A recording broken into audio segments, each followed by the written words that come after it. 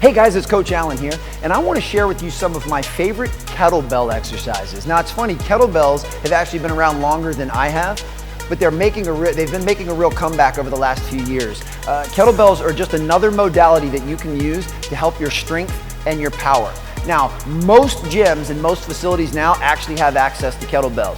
Cool part is, what I'm going to share with you now, if for any reason you don't have access to kettlebells, you can actually use dumbbells if necessary.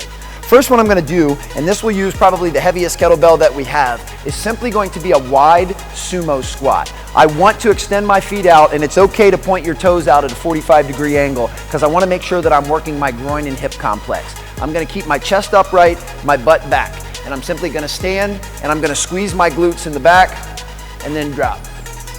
So this is almost assimilating a defensive stance. Great way to get depth on your squat. But of course, while I'm doing this, I'm also working my upper back, my traps, and my grip.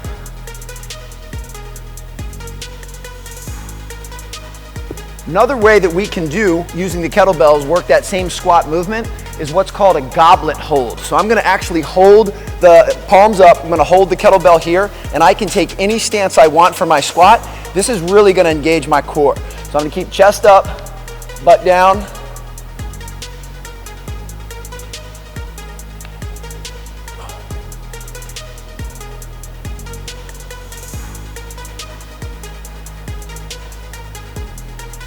another great combination we can use the kettlebell with to really strengthen isolaterally each leg. I can go into my one-legged Romanian deadlift position. These require a tremendous amount of balance.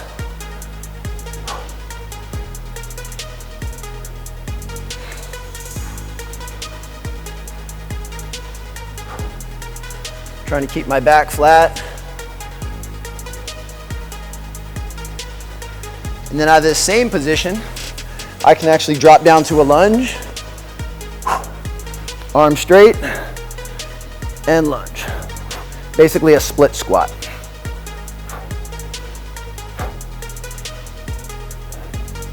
This is working a tremendous amount in my core to keep my hips balanced.